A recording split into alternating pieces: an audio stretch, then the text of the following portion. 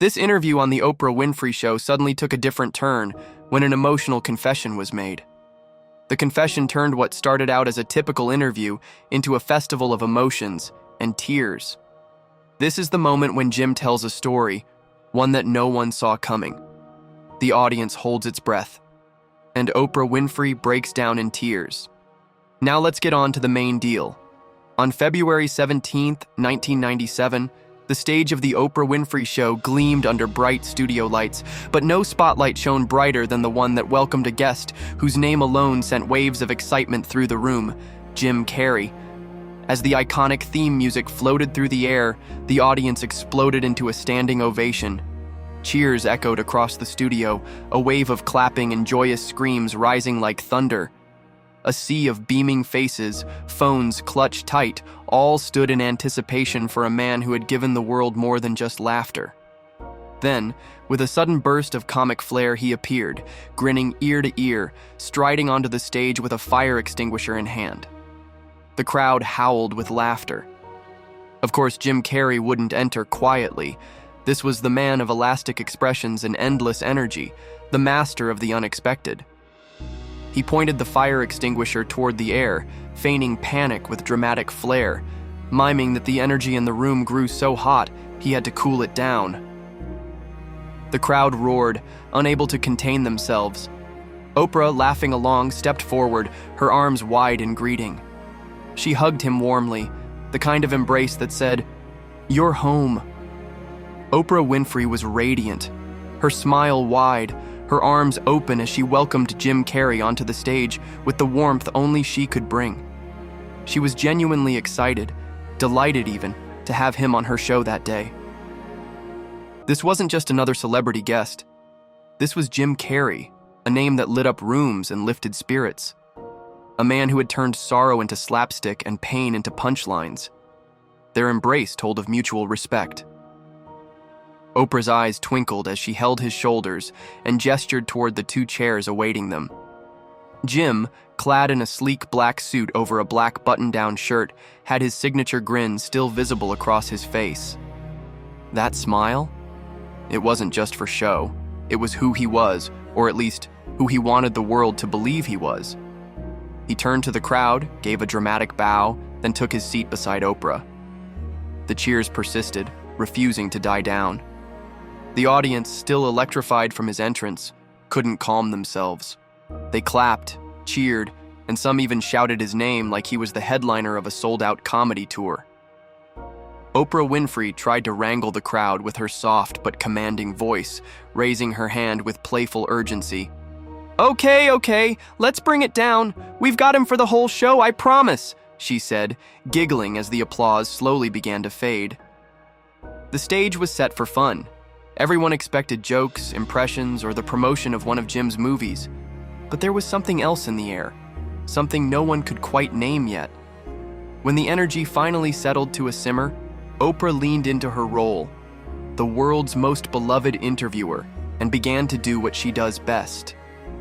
With a soft voice and piercing intuition, she began to ask questions.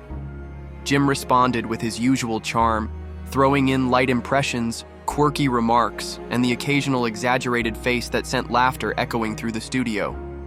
Everything was as expected, joyful, funny, charismatic. What they didn't know, what even Oprah didn't know, was that behind that signature smile, Jim Carrey carried a storm of stories. Stories not just of success, but of struggle, loneliness, hope, and healing. This was the Oprah Winfrey Show, and in a few moments, comedy would give way to confession, laughter would give way to tears, and the world would see a version of Jim Carrey few had ever known. No one, not even Oprah, was prepared for what Jim Carrey was about to reveal. The stage lights glowed softly. The audience was still as energetic as a live wire. Oprah Winfrey's voice was calm and even more casual. "Obviously, you knew somewhere inside yourself that you were destined to be famous," she began. "Because I think it's a marvelous thing you did, this visualization thing." She paused, turning to the audience with a light chuckle. "I don't know if you all have read about it." A few nods. A few intrigued expressions came from the audience. Then, She turned back to Jim Carrey, who gave off a smile at that moment. You went on drives and parked, visualizing yourself to be someone you were passionate to become. How did that come about? Simple question, right? Jim's posture didn't change, but something behind his eyes did. He inhaled, and then he let go. He didn't start with a joke. He didn't lead with a funny face. Jim Carrey, the man known for turning pain into punchlines, opened up in a way that silenced the entire room. His hands, once animated with the energy the world knew so well, rested quietly on his knees. His shoulders lowered, his eyes dropped, not to the audience, not to Oprah, but to the small wooden stool between them. And then, without looking up, he began to speak. I think I had to be funny, because being poor wasn't. A nervous chuckle flickered in the crowd, reflexive, unsure, but it faded as quickly as it came. Jim slowly lifted his gaze, eyes now heavy with memory. My dad lost his job when I was a kid, and everything we knew, stability, safety, certainty, disappeared overnight. Suddenly, we were moving from place to place, sleeping wherever we could, rationing food. But finally, we got a place over our head, a tent somewhere in Canada. My mom was sick a lot. My dad? God, he tried. But watching him get broken like that, it messed with me. The audience leaned in. Oprah didn't move. Her hands, folded neatly before, now pressed against her lips. I remember digging through our old couch looking for loose change just so we could eat that night. I used to dream of peanut butter sandwiches. That was luxury to me. Peanut butter. Can you believe that? His voice cracked on the last word, but he caught it, swallowed it like he'd done 1,000 times before. There were nights when I'd hear my parents arguing about bills. I'd lie awake staring at the tent roof, wondering if we'd even make it through the next week. And every time I saw them like that, I'd do something silly, something loud, something funny, anything to make them smile for 5 seconds. Because when they laughed, the fear disappeared. Just for a moment. He paused. The room was dead silent now. Not a single smile remained. That's where it started. Not on a stage, not in front of a camera, but in a cold Canadian tent. I became funny, to stop the bleeding. Oprah's eyes welled, a single tear slipping down her cheek. She didn't interrupt. She couldn't. I couldn't afford hope, he admitted. So I created it. The shift was shocking. Oprah Winfrey sat motionless, blinking away tears. The audience, once lighthearted, now leaned forward in reverent silence. There were no more chuckles, no more half smiles, only stillness and awe. Oprah's face softened instantly, her hands gently placed over her heart. That must have been terrifying. For a child, to carry all of that, she said softly, her voice barely above a whisper. Everyone was used to seeing and knowing Jim Carrey as someone that carried a bunch of smiles with him anywhere he goes, so getting to know the circumstances that molded him into the smiley figure was so shocking. But Jim Carrey wasn't done yet. It was so terrifying that I had to quit school and take up a job as a janitor just to help with some of the family's financial needs, he continued. It was tough, really. He took a deep breath, then exhaled slowly. And at that moment, Jim wasn't just a comedian anymore. He was a survivor, a man who had carried pain dressed as laughter for decades. He talked about the visualization thing, how he would drive up to Mulholland Drive in a beat-up car he purchased after he had hustled up doing stand-up comedy around the locals of Canada, sit in silence and pretend to be a TV celebrity. He would picture producers calling his name, fans lining up for his movies, a bank account that didn't bounce. He even wrote himself a check for $10 million for acting services rendered, post-dated for years later, and carried it in his wallet. Have you ever been in a place where your dream was the only light in the darkness? We want to hear your story. Drop it in the comments because somewhere, someone might need your hope more than you know. That check stayed with me for years, through all the rejections, through all the nights I screamed into my pillow wondering if I was delusional, but I held on. because sometimes the only thing keeping you alive is a dream no one else can see. He paused and stared straight at the audience. Share this video if, like Jim, you visualized something bigger. Even when your world was falling apart, your friends deserve to get involved with this heartfelt story. Jim, Oprah Winfrey called in whispers. That's not just belief. That's holding on to a light nobody else can see. It had to be, he replied, because when the world gives you darkness, sometimes the only way out is to imagine the sun. The camera panned to the audience, faces no longer smiling, eyes no longer blinking. They weren't watching a comedian anymore. They were witnessing a soul unfold. Oprah Winfrey had sat across from presidents, prophets, and pioneers, men and women whose stories shaped nations and moved generations. But in that moment, as she wiped a silent tear from her cheek and watched Jim Carrey reveal the truth behind decades of laughter, something inside her shifted. She hadn't expected the atmosphere to unravel so deeply. She couldn't have. This wasn't just an interview anymore. This was a soul excavation. The room was now wrapped in an unshakable stillness. And still, despite the weight in her chest, Oprah did what she has always done best. She leaned in and asked another question. Her voice returned, soft, thoughtful, now carrying her own layer of vulnerability. You've been through so much, she said. You've experienced the highs, the dizzying heights of fame, the applause, the spotlights, but also the lows, the silence behind the laughter, the pain beneath the persona. She paused just long enough for the words to sink. And yet, somehow, you've kept that delightful humor, that spark. You still walk into rooms and light them up. Jim, how do you do that? Her tone changed slightly.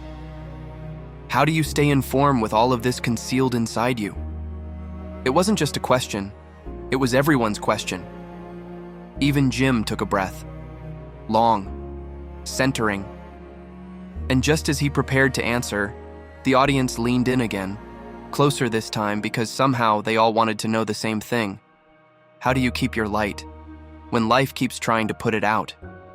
Jim sat quietly for a moment, Oprah's question hanging in the air like a mirror. He didn't rush, didn't deflect. Instead, he exhaled, slow and full, then nodded, as if the truth had been sitting inside him all along, waiting for someone to ask for it the right way. You know, I used to think surviving pain meant pushing it down, hiding it, laughing over it, making it disappear. His voice was calm now, not heavy, not bitter, just real. But the older I got, the more I realized that the only way to truly live is to stand in the fire, not run from it, not pretend it doesn't burn, but to face it. He looked down for a beat, his fingers tracing an invisible line across his palm. Resilience isn't about staying happy through pain. It's about choosing to walk through it without letting it turn you bitter. I learned that I can't control the storm outside. I can't stop people from misunderstanding me or life from breaking in at the worst moments. But I can control what I do with it. I can choose presence. I can choose grace. He glanced back at Oprah, something softer now in his eyes. Pain doesn't ruin you. Denial does. That's why I let it in. I sit with it. I learn from it. And when it's done teaching me, I let it go. Oprah placed a hand over her chest, deeply moved, visibly connected. She nodded slowly, her voice tender and filled with understanding. That's it right there, she said. You don't heal by ignoring the pain. You heal by acknowledging it, by embracing it, not because it's beautiful, but because it's true. She paused, her eyes misting again, not from sympathy but shared experience. I spent so many years thinking strength meant never showing pain, that if I smiled enough, succeeded enough, performed enough, it would all go away. Her voice trembled slightly, but she didn't stop. But pain doesn't disappear. It roots itself in silence until you're ready to listen. And when you finally do, it becomes the very thing that sets you free. They shared a look, two people from vastly different walks of life, yet bound by something ancient and human. The choice to turn wounds into wisdom. Jim Carrey's hands rested calmly now, no longer fidgeting. The tension from earlier had melted into something quieter, deeper. Then he added, almost like a revelation that had just surfaced, "And you know this, it's funny. The silence I used to run from initially felt like pain, just as you've said, Oprah. That same silence became the place I started to actually find peace."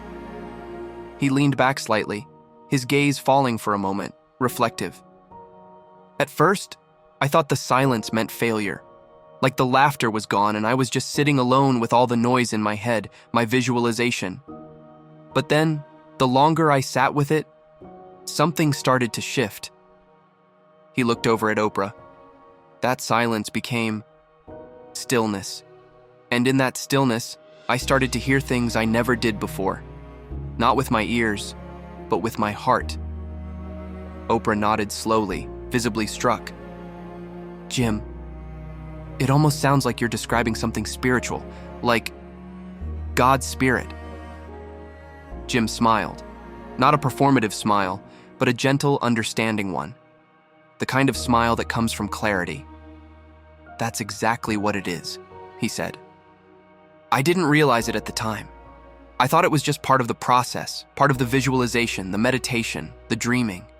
But now looking back, that quiet moment, those drives, those nights of silence, that was God. It wasn't just me sitting there dreaming up a future. It was me being still enough for God to actually get through to me."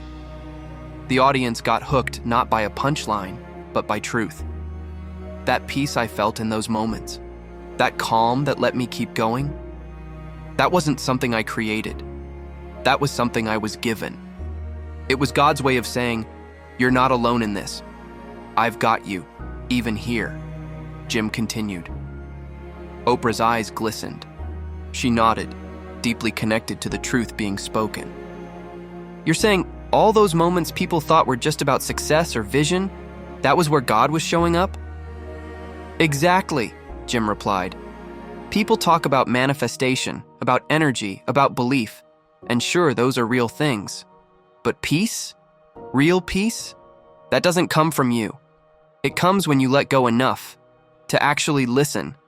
That's when God steps in." He looked around the room, then gently back at Oprah. And the funny thing is, he was never loud. He was in the stillness, in the quiet. That's where what looked like daydreaming to the world was actually Jim sitting in the presence of something greater.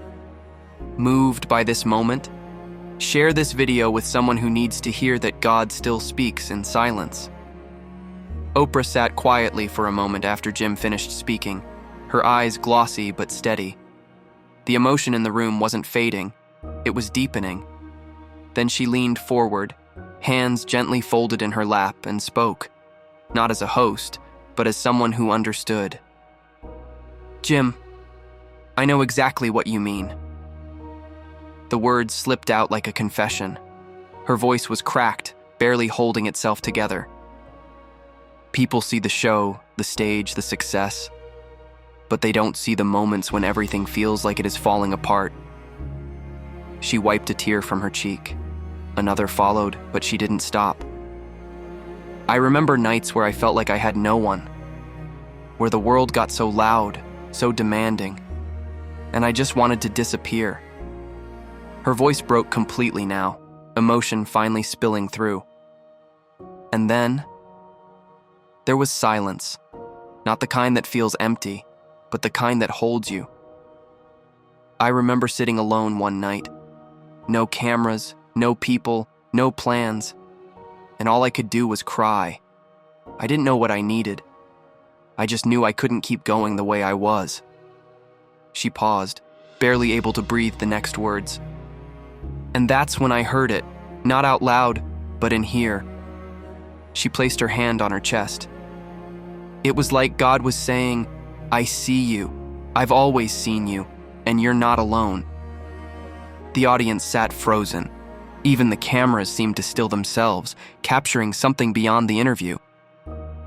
Jim Carrey nodded slowly, deeply moved by her vulnerability. "That silence saved me," Oprah whispered through the tears. "I believe that silence was God." Jim sat still, his smile gentle but his eyes glistening now too. It was a small smile this time. Because that $10 million check? He got it. Exactly when he'd written it to himself. Not a dollar less. Oprah's story had touched something in him. Something familiar. He looked down for a moment, then back up at her. "You know, I never thought I'd say this on television," he said, voice low, full of emotion. "But hearing you say that, about silence and God, I realize now I wasn't just visualizing. I was being guided." He paused, and for the first time since he mentioned the $10 million check, he returned to it. "I wrote that check in 1990, he said, looking out at the audience. "Dated it for Thanksgiving Day, 1995. I didn't know why, it just felt right." He looked back at Oprah. "And wouldn't you know it? Right around Thanksgiving of 95, I got my first major payday. For Dumb and Dumber. $10 million. Almost to the day." The audience gasped softly. "It wasn't just faith," he added. "It was divine timing." Oprah's hands clasped tightly in her lap. She exhaled with quiet reverence. "Yes, the Lord showed up at the exact time he guided you to pin down. Oh, this is such a moment for us all." "Thank you, Jim," she said softly. "Thank you for your honesty, your insight, and your willingness to go deeper than most ever do." This conversation wasn't just powerful, it was healing. She turned slightly toward the audience, wiping the final traces of tears from her eyes. It was time to call it a day as she got signaled by her producer. "And thank you to everyone staying with us and listening, for holding space for this, something more than entertainment, something human, something holy." The applause came gently at first, then grew, not in volume but in warmth, like a standing ovation of the heart. Jim Carrey smiled, sat up a little straighter, and looked around the room. "I think I owe you one more thing before we go," he said, with a playful glint returning to his eyes. He straightened his posture dramatically and raised his voice an octave. "So, if anyone's got an old couch they're thinking of throwing out, check the cushions. You might just find your dream tucked between the quarters." The audience laughed, softly but genuinely. The room brightened just enough. He turned to Oprah, sincere once again. "Thank you for giving this space a soul, and for letting me be me." They stood up, hugged, longer than usual for television. And as the credits began to roll, the message lingered in every heart. Sometimes, the quietest moments speak the loudest truths. This was one of those rare, human, sacred moments on television where someone rips off their armor and says, "Here I am. This is what it costs to survive." Want more real, soul-shaking stories like this one? Subscribe now and don't miss what's coming next. Check out our other videos.